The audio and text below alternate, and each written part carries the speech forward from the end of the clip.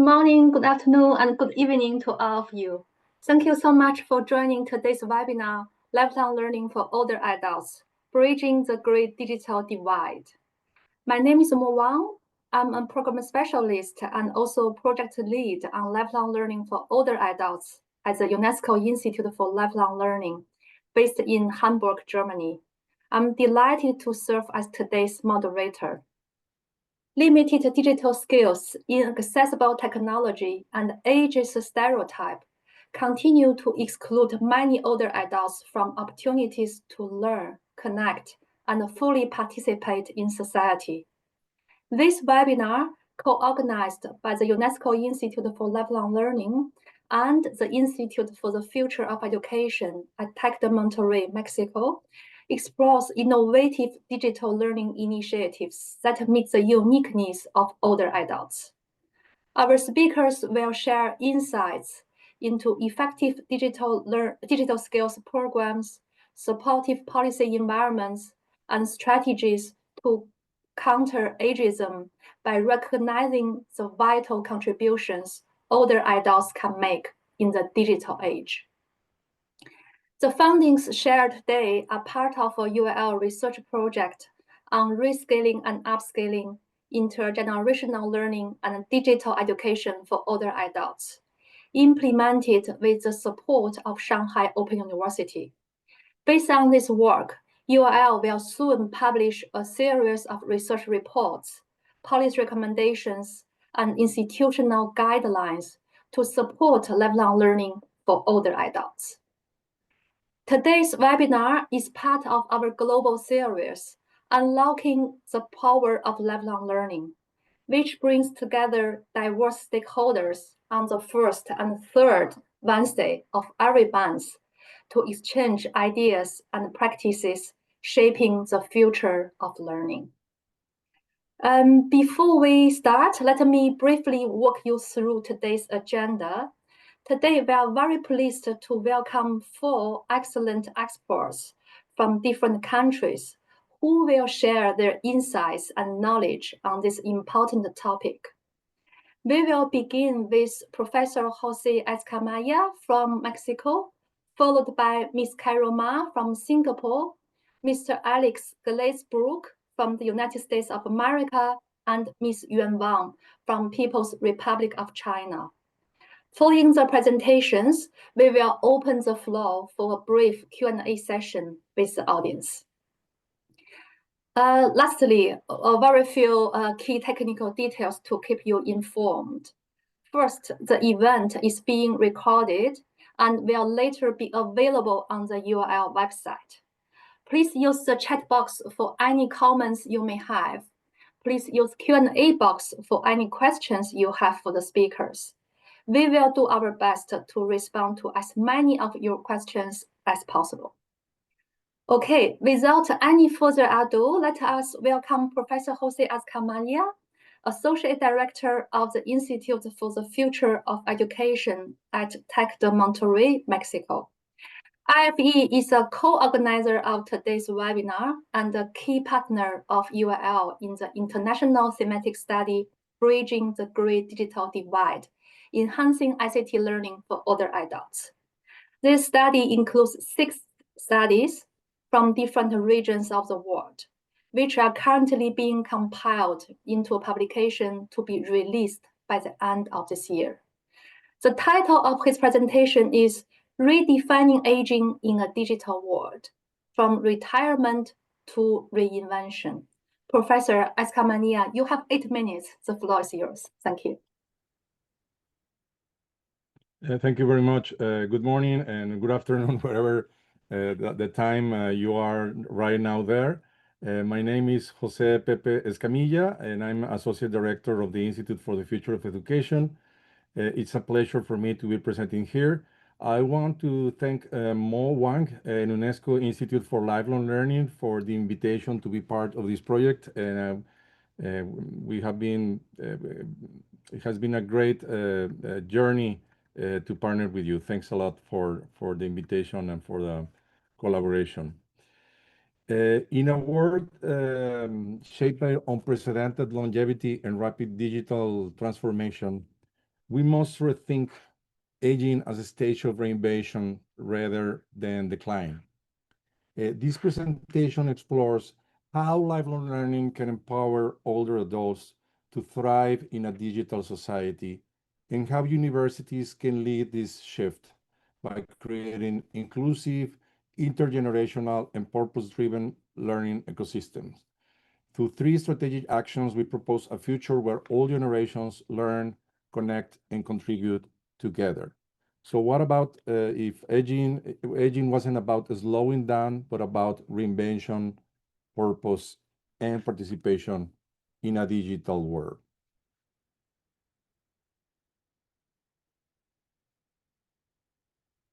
We're experiencing one of human history's most significant demographic and technological transformations. For the first time, millions of people will live 30 years or more after retirement, and at the same time, the world around them is becoming increasingly digital. Yet, our ideas about aging often remain trapped in outdated paradigms.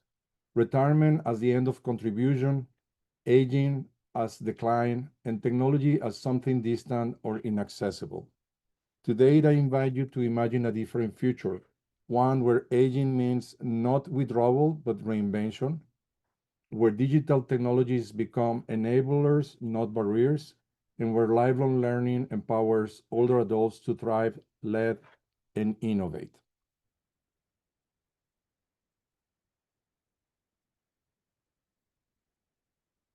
We have historically treated education as something for young and assumed that work, contribution, and learning would end at a fixed age. But in a world shaped by artificial intelligence, digital platforms, and constant innovation, this model no longer fits. Longer lives demand longer learning. Digital societies demand inclusive participation across all ages. Yet, if we do not act intentionally, a new divide will grow. A great divide that risks leaving older generation disconnected and marginalized, where older adults are underrepresented, and there we have this risk of inclusions.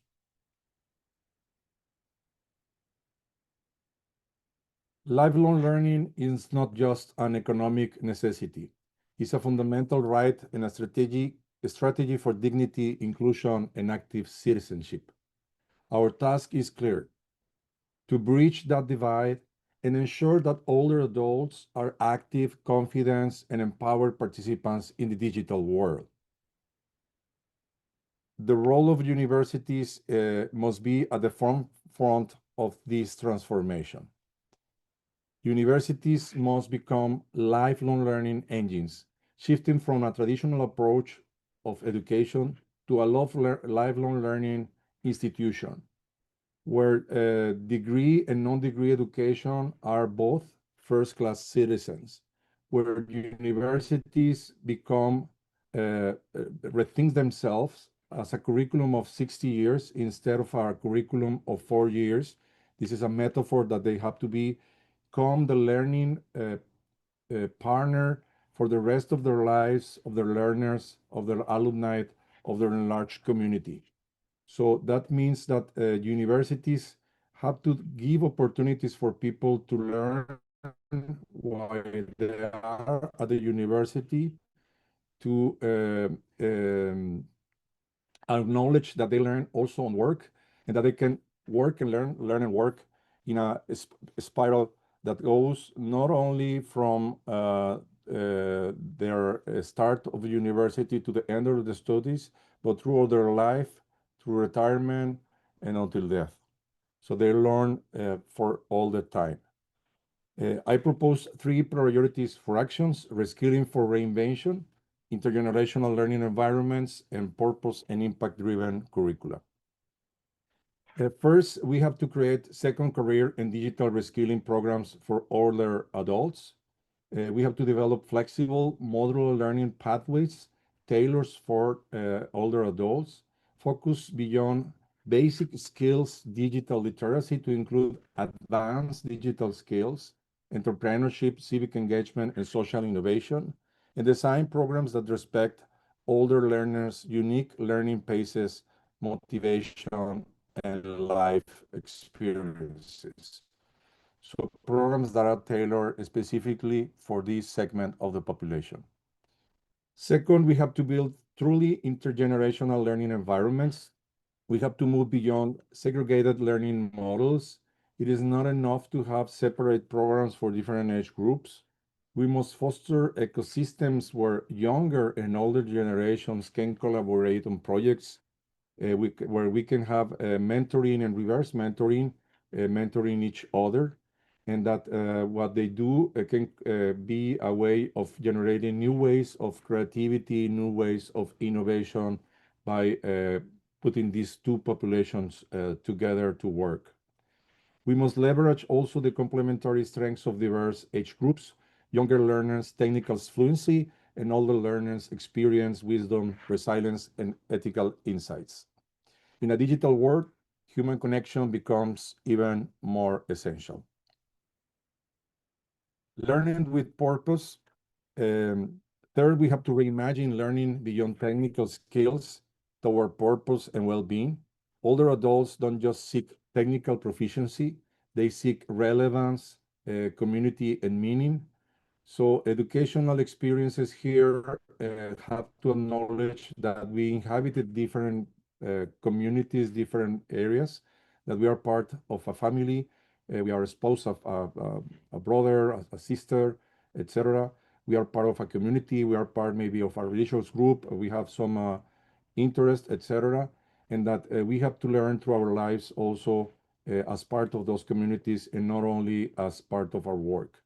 So that we call in the Institute life-wide learning as an opposition to lifelong learning, but most of the time we focus on learning for work. Is a learning that gives us purpose and make us human, that we find our passion and the things that we prioritize. So we have to provide educational experiences that foster not only digital competency, but also creativity, leadership, and social impact. Understand that older learners seek more than skills. They seek relevance, meaning, and community. Develop curricula that cultivate leadership, creativity, social impact, and emotional well-being. Promote the idea that thriving in the digital world is not just about technology, but about shaping the future through it. Because thriving in a digital age is not about much more than knowing how to use technology. It is about using technology to continue shaping the world. So now to end my presentation, sorry, redefining Redefining aging in a digital world is not a luxury. It's a necessity for building resilient, inclusive, and thriving societies. We must reject the outdated narrative that aging is a story of decline.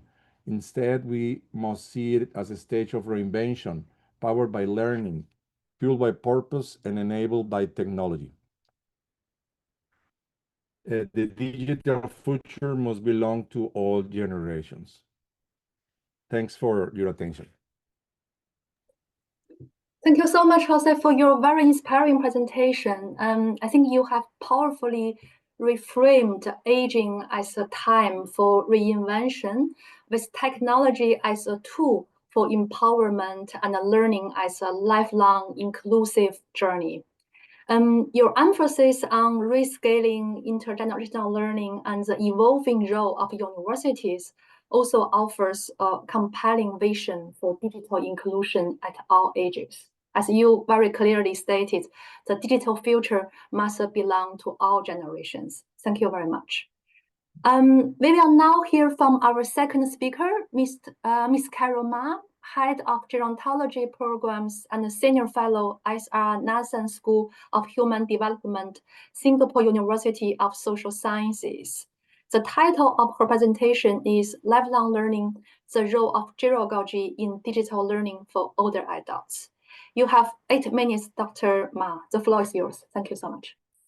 Okay, so thank you very much, Mo, for the introduction. Let me go back to my slide.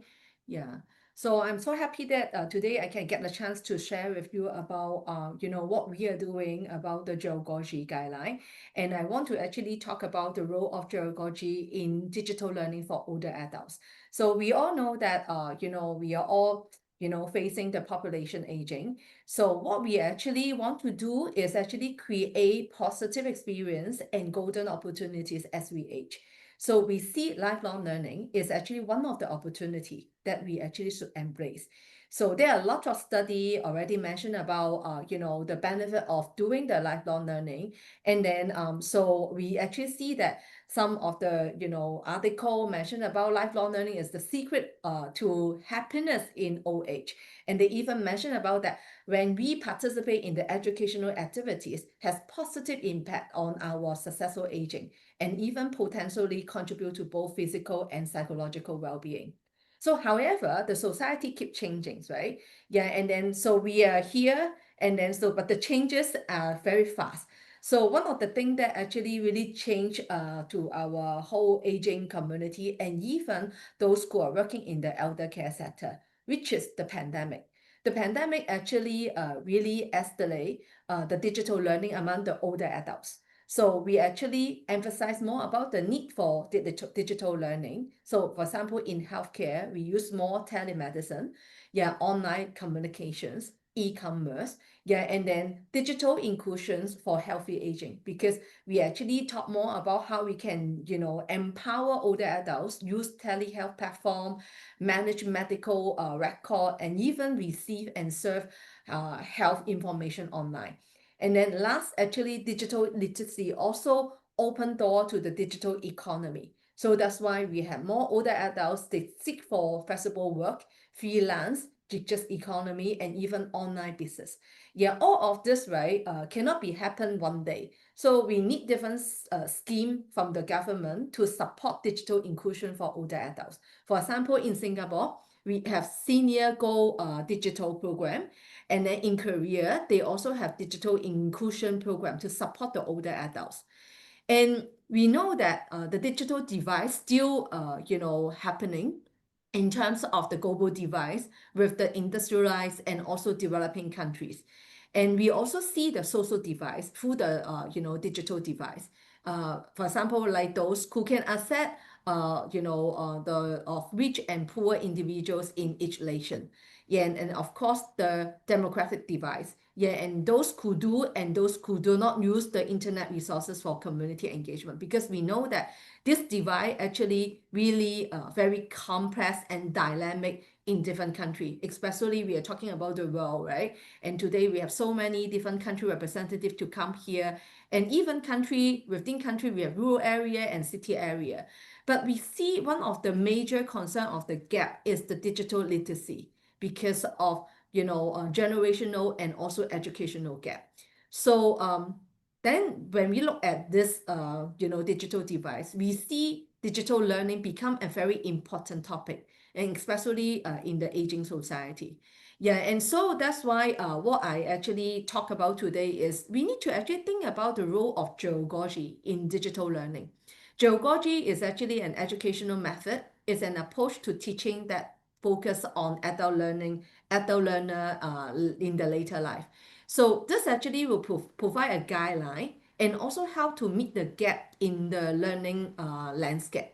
And this will also help to raise the standard for the senior learning and also enhance the learning environment for the senior learners to achieve a more positive and inclusive learning. So while actually pedagogy actually is echo to the learner's need, in terms of the physical, social, emotional dimension.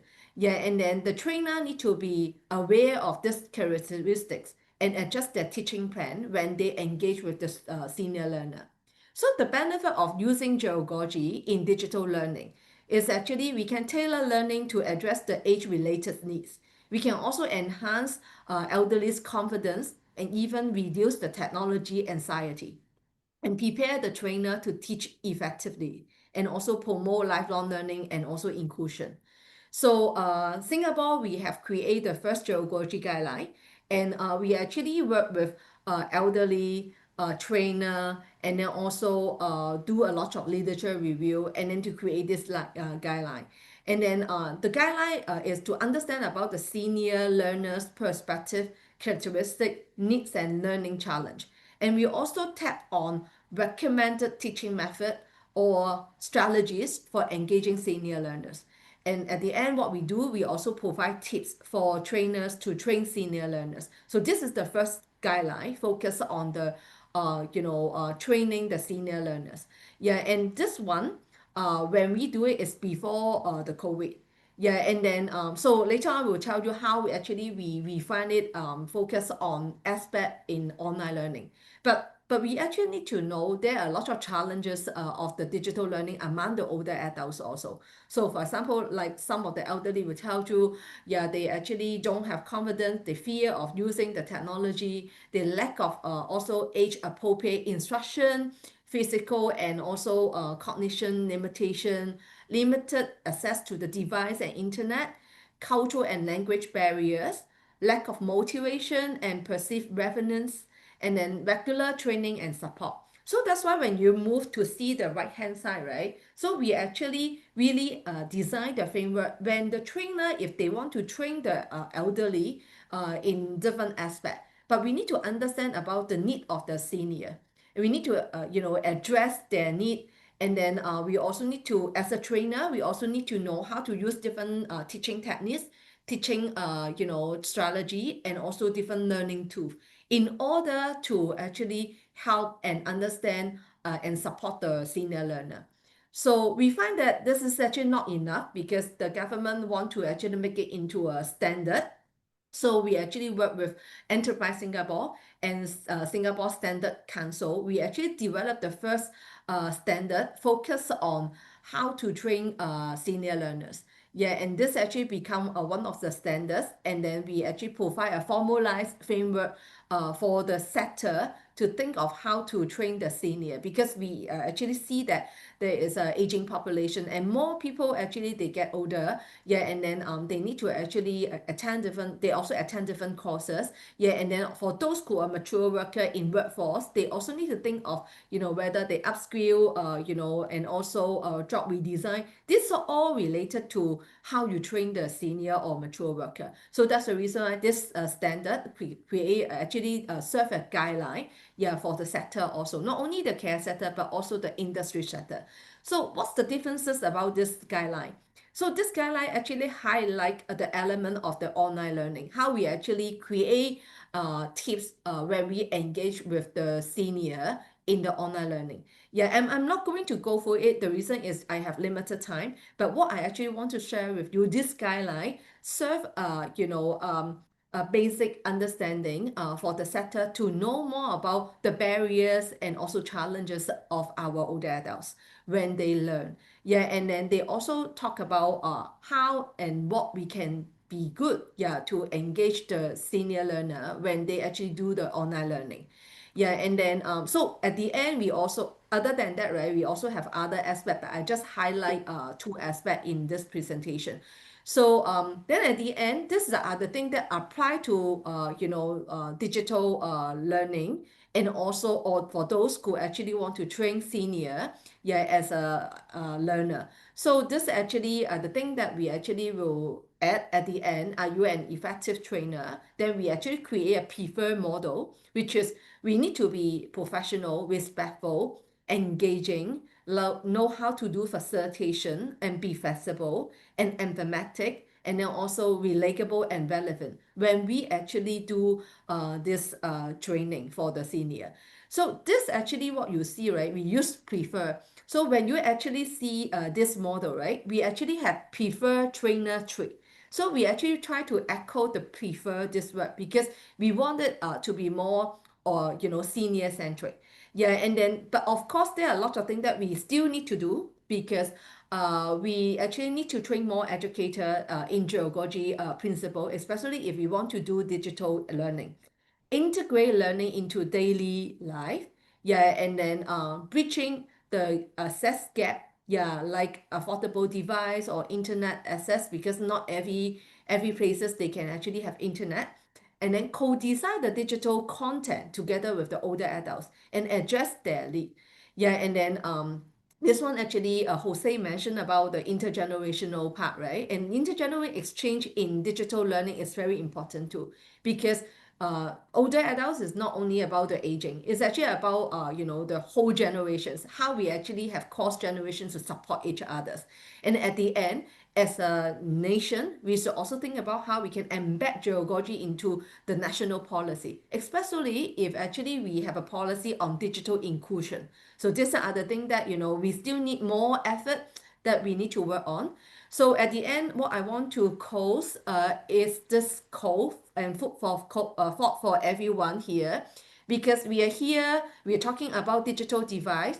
Then I want you to actually bear in mind that when we talk about digital learning, it's more than just using technology. It's about connection. It's about independency. It's about dignity. So we have to ask ourselves, are we ensure that for our senior when we do digital learning? Okay, so I think that's the end of my presentation. Thank you very much. Thank you so much, Carol, for this very informative and very insightful presentation. You highlighted the critical role of gerogogy, an age-sensitive educational approach in supporting older adults' digital learning journey. Also, your reflection on Singapore's national gerogogy guidelines and the importance of training educators to better understand and respond to the specific needs of older learners, especially in the digital context, provide a very valuable lessons. Thank you so much. It's very clear that digital inclusion is not just about technology, but also about empowerment, about connection and dignity for older adults. Thank you really very much. So before we proceed, I would like to remind all our participants to feel free to share any questions for today's speakers in the Q&A box. We will address them during this discussion session later after the presentations. Now let us give the floor to Mr. Alex Glazebrook, Vice President, Programs, Senior Planet and Older Adults Technology Services, OAS from AARP, United States of America. Dr. Glazebrook, you have 8 minutes. The floor is yours. Thank you. Thank you. Let me just share my slides really quickly.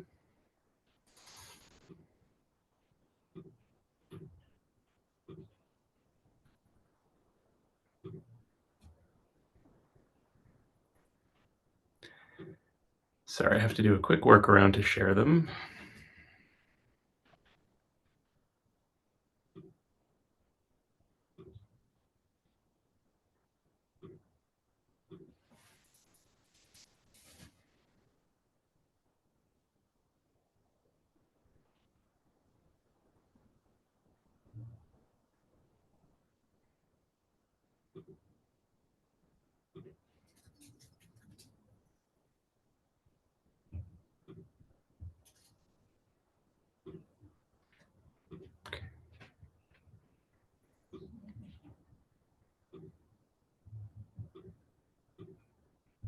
Okay.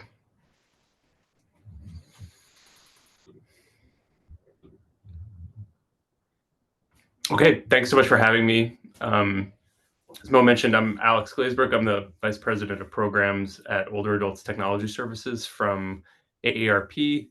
We are a nonprofit located in New York City. Today, I'm going to quickly run through, I have a bunch of slides, but I don't have 8 minutes, so I'm going to quickly try and get through as much as I can. I might have to truncate some of what I was going to talk about, but I can share the slides afterwards.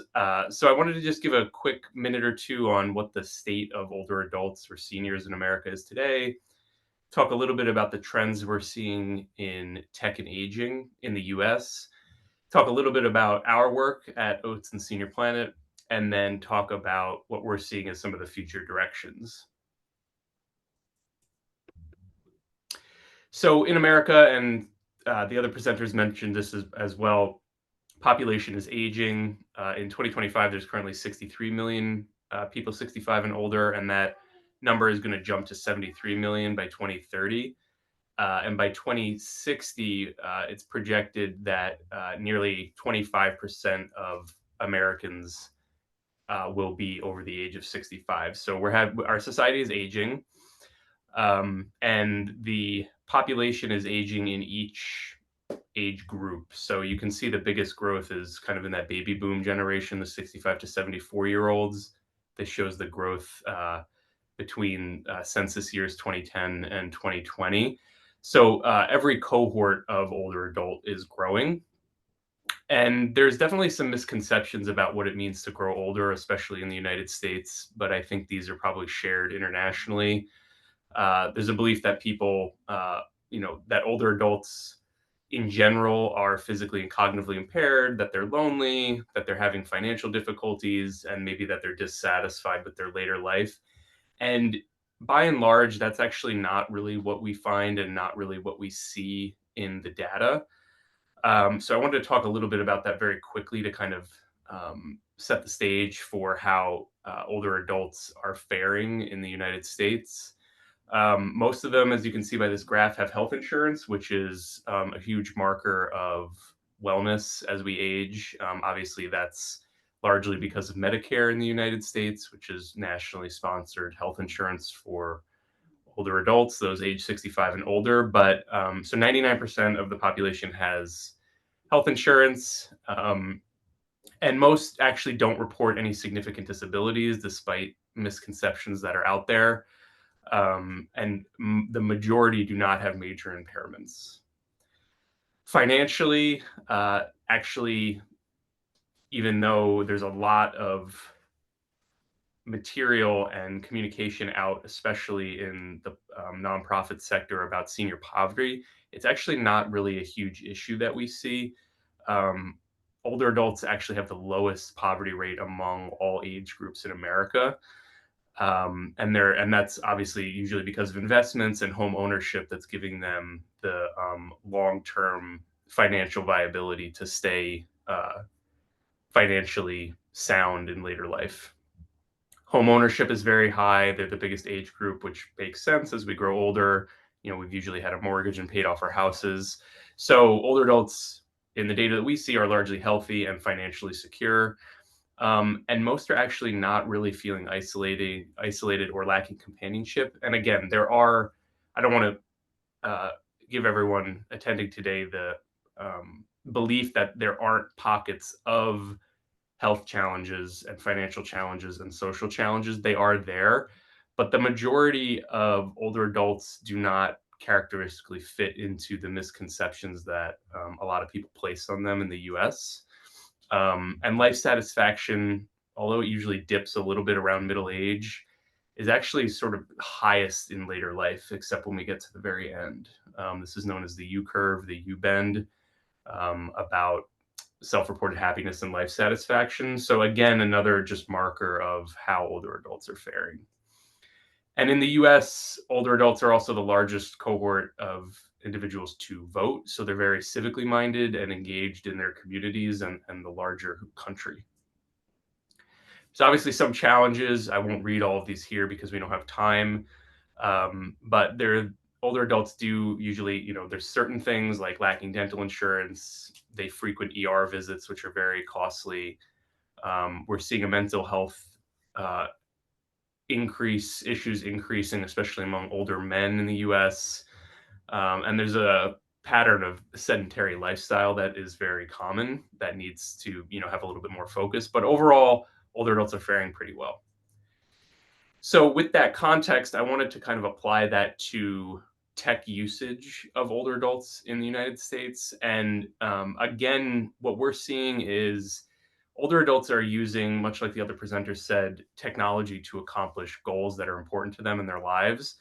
So I have a few graphs just about the usage of tech by older adults in the United States. Smart home tech is of very high interest, home safety tech, mobility tech, health tech, not so much, but a lot of these are increasing. And what we're seeing is that internet usage and smart home tech usage among the older population has grown substantially, as you can see in this graph.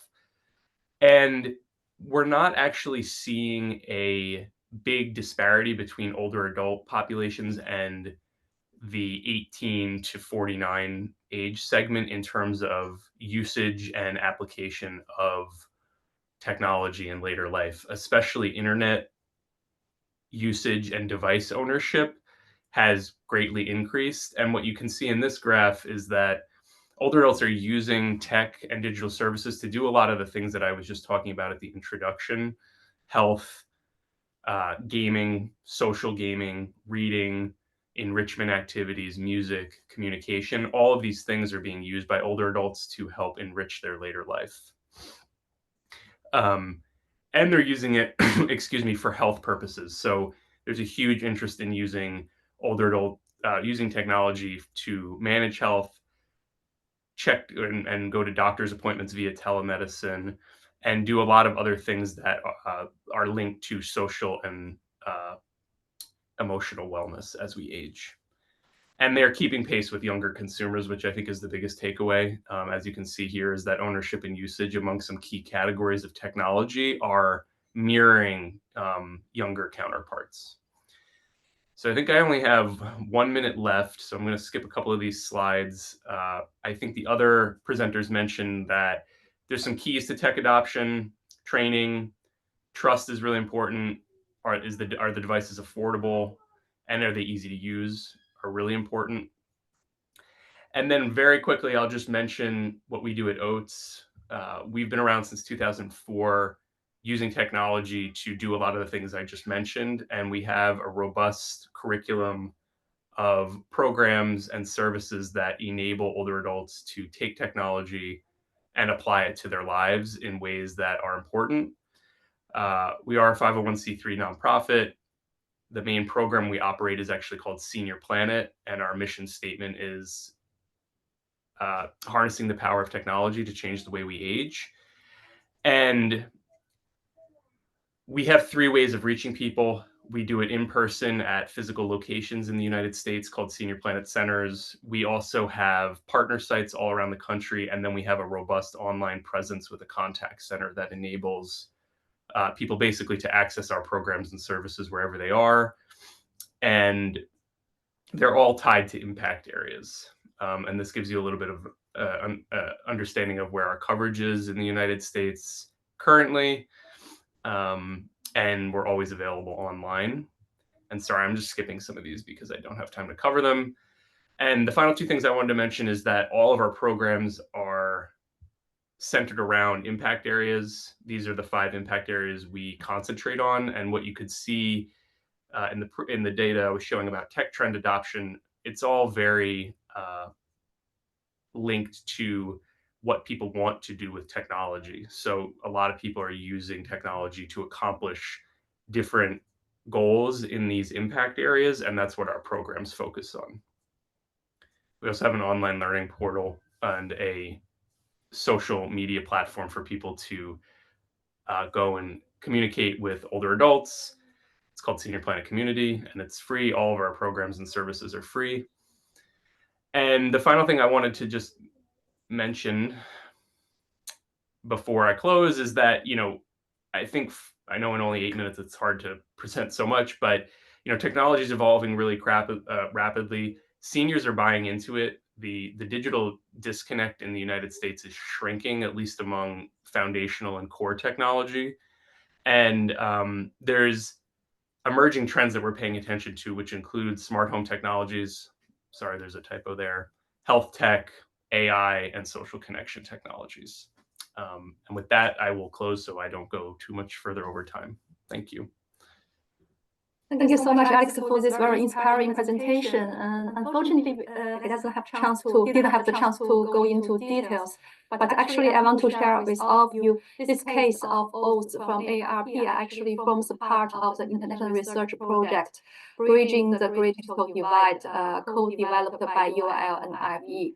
So you will have a chance to know more details for the case of Oates and also other cases through this publication. It has detailed many excellent practices, this very action-oriented approach through practical, tailored, and community-based learning modality. Oates has been adopted all the way to support digital learning for older adults. So thank you so much, Alex. So now let's give the floor finally I'm to hearing some echo, Ms. Mo. I don't know if the rest of the group is hearing it. Sorry to interrupt you. Are you hearing it? No. Yes, we can hear you very well. Yes. Mo, No, there's an echo in your voice. there is an echo when you're speaking, but just now. Can you hear it right now? Everything okay now? There is still the echo.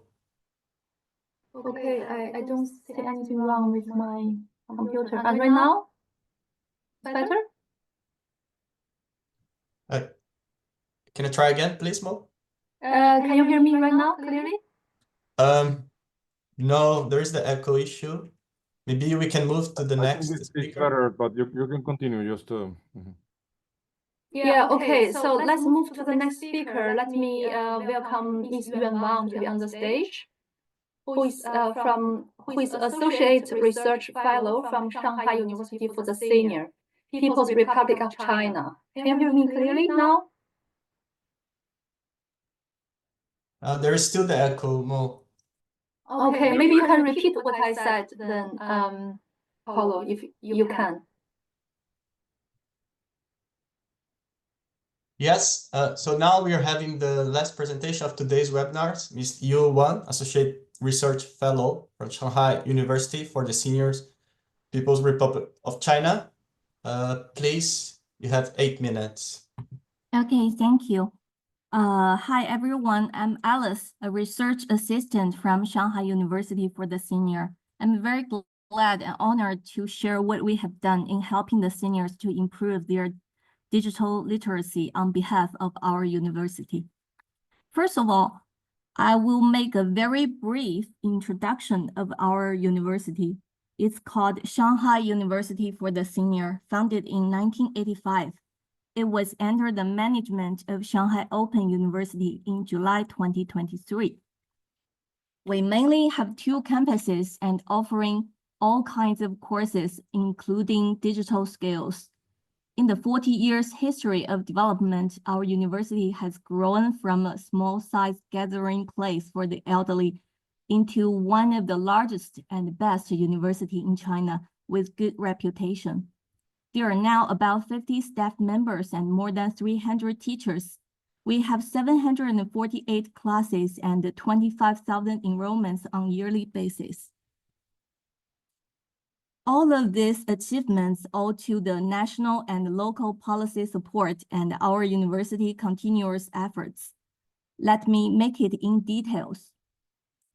Shanghai has become a severely aging society in 2023.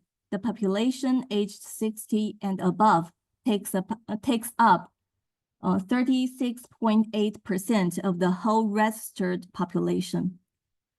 Elderly education serves to be an important way of actively responding to aging.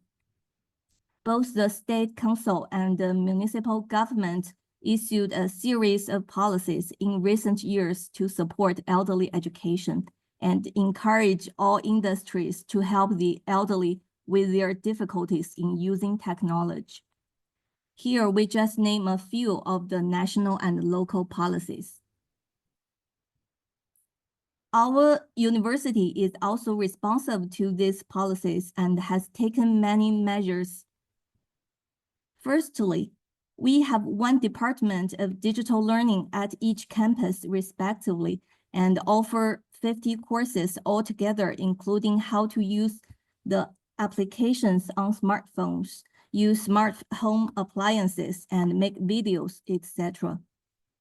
The courses are offered for different levels to cater for people with different learning requirements. Secondly, although we offer nearly 25,000 learning places each year, it's still far from enough compared with the whole elderly population.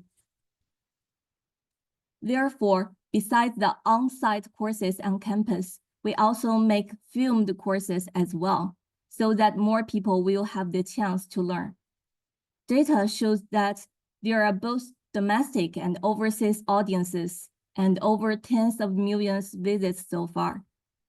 Thirdly, we try to build a multi-dimensional platforms to share these learning resources. For TV terminal, we cooperated with TV stations so that some elected courses could be broadcast on TV. For a PC terminal, our courses are also included in some websites related to elderly learning. For a mobile terminal, some apps and WeChat programs also include learning resources. Apart from this, there are also many other universities for the elderly that share our filmed courses among their learners through their own way. Fourthly, I'd like to introduce the learning scenarios we built to help bridge the great digital divide. There are actually 5 intellectual classrooms, but we call them islands, since island bears the spirit of exploration. We hope that the elderly could seek for digital knowledge here. These classrooms are equipped with advanced devices of different functions. For example, in health maintaining islands, there are automatic wheelchairs, digital blood pressure monitor, intelligent diagnosis instrument, and self-service registration instrument, which is exactly the same with those in real hospitals. We say in many cases, elderly people feel puzzled when facing with those machines in hospital, so that they have to stand in the very long queue for registration or payment. But now we have a same machine here and teach them how to use it. They can learn and practice using it any way they want. Fifthly, we carried out on and offline digital training programs for elderly, focusing on AI technology, smart healthcare, digital tourism, and so on, benefiting tens of thousands of seniors. All what we have done not only help the elderly to know more about the digital technology and use it to solve the problems they met in everyday life, but also help them to develop the habit of using it to get informed. In the past, I'd like to introduce the learners. In last part, I'd like to introduce the learners' achievements. Their life has been greatly changed after getting involved in the relevant courses or training. The most importantly, they held a more active attitude on digital learning than before. In the past, they were reluctant in using technology due to lack of knowledge. But now they start to embrace new things and willing to use it to make life easier and more convenient. According to a survey, only less than 10% of the seniors still hold negative attitude towards digital learning. After acquired relevant knowledge, some of them will volunteer in neighborhoods or even in some international activities. In some training programs, the trainees in our university become trainers in their own neighborhoods to teach others how to use digital technology. More people could benefit from it through this seniors helping seniors way. And there are quite a few learners who are very interested and skilled in digital learning. They could be very proficient after taking the high-level courses. These pioneers are elected to become great DT presenters in conferences on band. It's a group of elderly volunteers in introducing cutting-edge digital technology for visitors.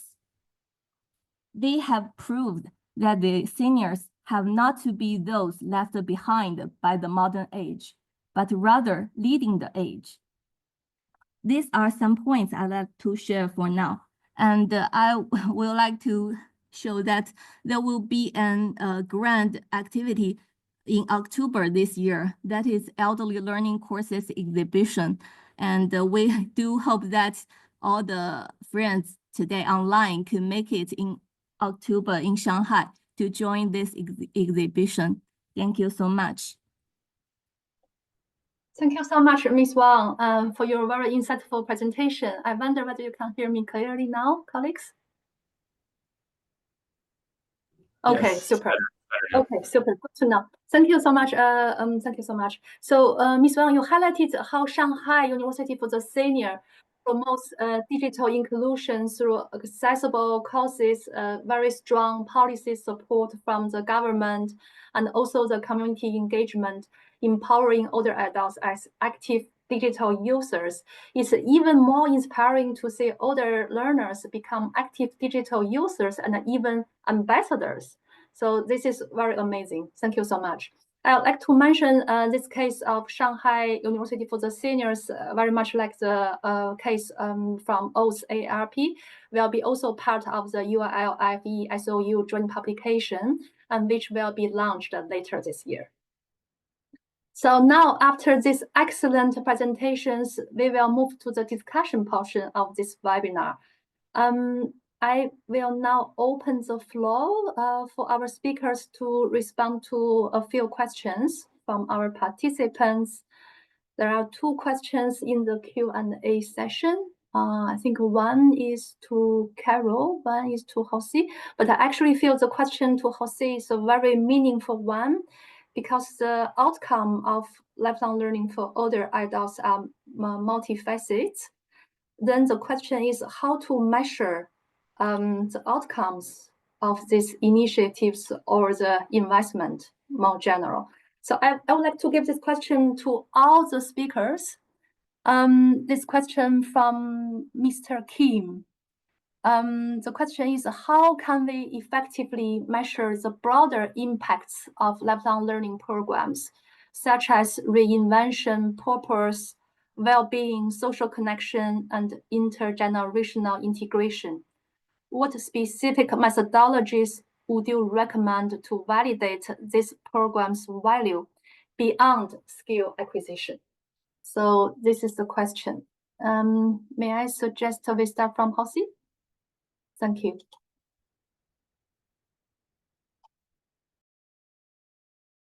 You are still muted, Jose. Sorry.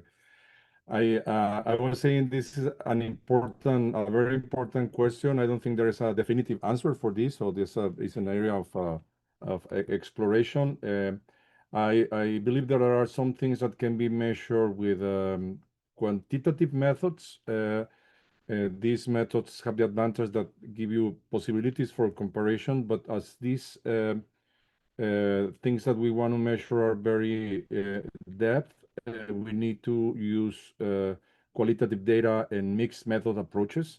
So in these cases, the use of narratives, experiences, focus groups, and other qualitative kind of things are very important, so that we also have those as valid information when it's well done, and also gives us qualitative information on what is happening so that we can improve on the process. I also think that techniques based on machine learning, artificial intelligence can help us track a lot of information that is generated in platforms, particularly on the learning pathways of people and the relationship of that with the different things that they achieve in their lives. Thank you so much. Now I give the floor to Carol to share some insights. Thank you. I think we have to go back to the objective if we want to do the measure of the lifelong learning, right? Yeah, and then so in here, you actually mentioned about such as reinvention, purpose, well-being, social connection. So we have to actually understand about the research objective. Yeah, and then so that's why we will know how to measure the lifelong learning. Yeah, because this is actually a very broad aspect. Yeah, and so, but of course, there are lots of available, research and tools and how to measure the lifelong learning in terms of, for example, how they actually take the course, number of courses that they take, what kind of learning, formal learning, informal learning, and then how they actually apply the learning in terms of the hours. And so there's a lot of content that we can actually incorporate. But when you ask about the specific methodology, as I said, that, right, we also go back to the objective, but normally either use quantitative or qualitative. It depends on how depth that you actually want to know. If you want to know about the, you know, the whole situation, and then so you want, then you need to do quantitative. But if you want to know about the in-depth, you know, learning of people, how they equip the lifelong learning journey, then you may actually need to do a in-depth interview. So that actually really apply to what setting, and also the research objective, and also your research questions. So it will be actually quite difficult to answer your question, because I think we need to really have you know, the clear objective.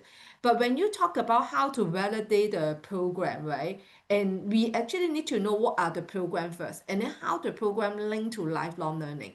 Yeah, and I give you an example, like we have because I actually helped Hong Kong to set up you know, the elder economy. And then so what actually we did is when the elder economy is actually put in the school setting, and then so we have elderly and young people to come together to learn. So we actually want to know about the intergenerational aspect. So that's why we incorporate and build the design, and then we validate the program. So that's actually how we do. So you need to know a specific content. So that's why can actually answer your question. I hope I try to actually give you some background. If you really want to do similar program or research, I think may need to do more, may need to clear about the objective first. Yeah.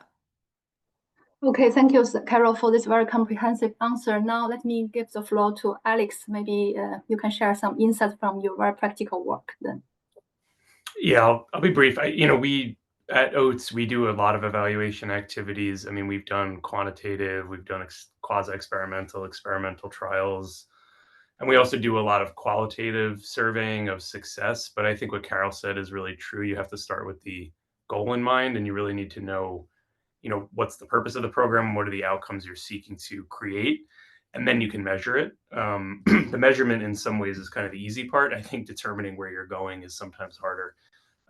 So we have survey instruments we've developed, and we've created a lot of methodologies and frameworks for assessing impact in our program specifically. But I think there needs to be a larger set of comprehensive or universal tools that could really assess digital literacy and impact among older adults that don't currently exist. Thank you so much, Alex. And now finally, I give the floor to Ms. Wang. You may share a few points based on your work in the Shanghai University for the Senior. Okay, I think it's also, I will make it very briefly. I think the changes in the seniors' attitude and the behaviors will be the answer to this question. In the past, they just feel puzzled and reluctant to use the technology. When they have a smartphone, they just don't know how to use all the apps in the smartphone. But now they can use the smartphone to purchase things and to take taxis, and the technology has changed all of their lives, all the aspects of their lives, and they start to become more open-minded and willing to share. I think that is the best measure for these programs. Thank you. Thank you so much. I think we can definitely continue our communication exchange after the webinar. So thank you again to all the speakers for your excellent presentations and very insightful responses to the question based on your own experiences. Many thanks also to all our participants for your active engagement and interaction. Now we are really approaching to the end of the webinar. I would like to give the floor to my colleague, Mr. Raul Valdez, Chief Program Coordinator, for the closing remarks. Thank you. Thank you very much, Mo, for these 1-2 minutes. Sincere thank you to all of our distinguished speakers for the rich and inspiring presentations. I think today's webinar has offered valuable insight into how digital learning can empower older adults, foster intergenerational exchange, but also contributing to more inclusive and resilient learning societies.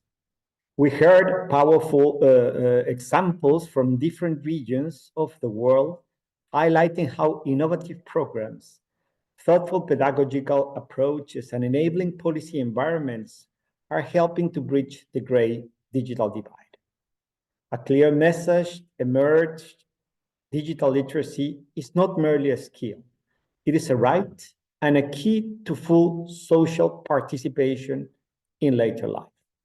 The presentations also remind us of the vital roles that a wide range of stakeholders, universities, community organizations, governments, and civil society must play in making digital learning accessible and meaningful for older adults. At the UNESCO Institute for Lifelong Learning, we remain deeply committed to advancing lifelong learning for older adults through evidence-based research, capacity building, and global dialogue. We look very much forward to continuing this important conversation with all of you as partners for building these inclusive, age-responsive learning ecosystems. Thank you once again for your time, for your engagement, and really for your valuable contributions. Thank you, and wish you a nice rest of the day.